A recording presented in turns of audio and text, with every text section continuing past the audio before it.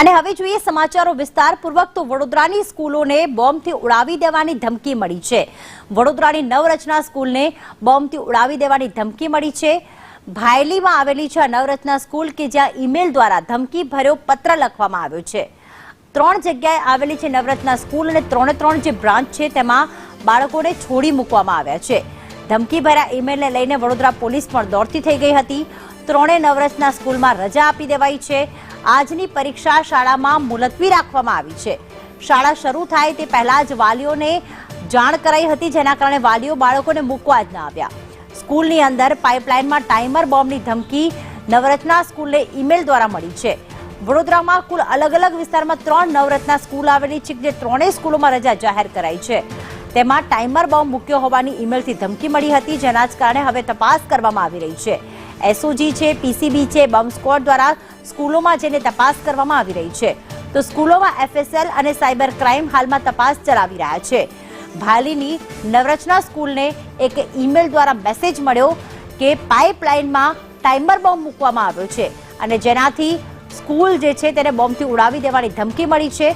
વડોદરાના ભાયલીની નવરચના સ્કૂલને આ ઈમેલ મળ્યો હતો, પણ વડોદરાના અલગ અલગ 3 વિસ્તારમાં નવરચના સ્કૂલ આવેલી છે કે જ્યાં 3 સ્કૂલોમાં આજે પરીક્ષા હતી અને સ્કૂલ ચાલુ થાય પહેલા જ વાલીઓને જાણ કરી દેવામાં આવી કે આજે વિદ્યાર્થીઓને સ્કૂલે ન મોકલે, એ પરીક્ષા મુલતવી રાખવામાં આવી છે। એની પાછળનું કારણ એ છે કે સ્કૂલમાં આજરોજ ખૂણે ખૂણે તપાસ કરવામાં આવશે કે આખરે બોમ્બ છે કે નહીં, કે પછી આ ઈમેલ ક્યાંથી આવ્યો છે તે પણ એક મહત્વનો પ્રશ્ન, જેના કારણે સાયબર ક્રાઇમ પણ કામે લાગી। કુણાલ અમારી સાથે જોડાઈ ગયા છે।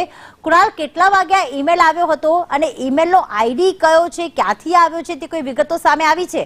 અને અત્યારે કોઈ વિસ્ફોટક પદાર્થ સ્કૂલોમાંથી મળી આવ્યો છે ખરી?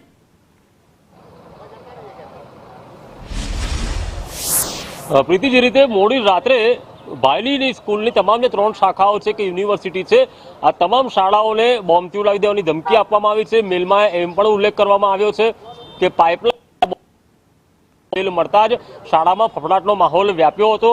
જોકે સાયબર ક્રાઇમ હોય, ડોગ સ્કોડ, બોમ્બ સ્કોડ, તમામ જે એજન્સીઓ અહીંયા દોડી આવી હતી।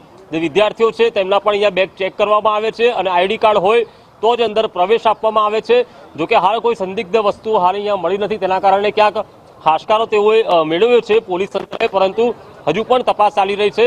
હવે સવાલ એ છે કે આ જે મેલ છે કોઈ આતંકીએ કર્યો છે, કોઈ અસામાજિક તત્વોએ કર્યો છે, કે પછી કોઈ ટીખળખોર છે, કે પછી શાળાનો કોઈ પૂર્વ કર્મચારી છે, કે પછી શાળાનો કોઈ નબીરો છે, આ તપાસમાં બહાર આવશે। પરંતુ હાલ તો વાત એક જ છે કે આ મેલ કોએ કર્યો હશે, કારણ કે આ સીધા જ જે શાળાના મેલ પર આ રીતે મેલ થવો એ પણ એક મોટી ચોંકાવનારી વાત છે। અહીંયા વિદ્યાર્થીઓની ચેકિંગ અહીંયા કરવામાં આવી રહી છે। જે પણ બેગ છે તે ચેકિંગ થયા પછી જ અંદર જવા દેવામાં આવે છે। મહત્વની વાત એ પણ છે કે આઈ કાર્ડ જરૂરી છે।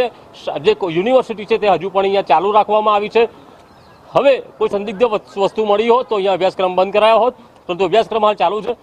શું કહી રહ્યા છે અંદર, શું કહી રહ્યા છે શાળાવાળા? શાળાનું ખબર નથી, અમે કોલેજમાંથી આવ્યા છે। શું કહી રહ્યા છે અંદર? કશું ખબર નથી અમને, અમે કોલેજ તો ચાલુ જ છે। બોમ્બની કોઈ ધમકી છે એવું કહી રહ્યા? હા, એવું છે, મેલના થ્રુ કંઈક થ્રેટ આવ્યા છે। કઈ મળ્યું છે એવું કહે છે? ના, હજુ પોલીસની ચેકિંગ ચાલુ છે। હા, કઈ લાગતું નથી, કારણ ના. કે હોત તો બંધ કરાયું હોત। હા, હમણાં તો લાગતું નથી, હમણાં કોલેજ તો ચાલુ છે, બાકી સ્કૂલ તો ખાલી કરાવી દીધી છે।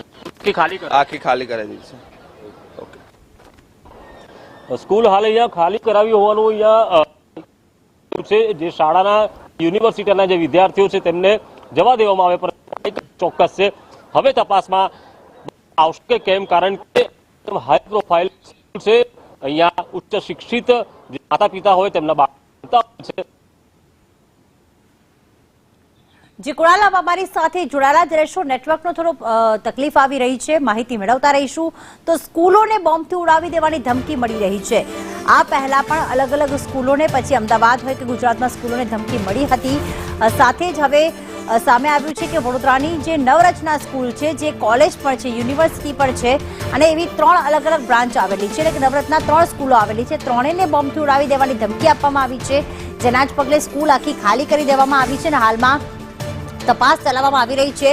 બોમ્બ સ્ક્વોડે તપાસ કરી રહ્યા છે કે આખરે બોમ્બ મૂકવામાં આવ્યો છે કે નહીં।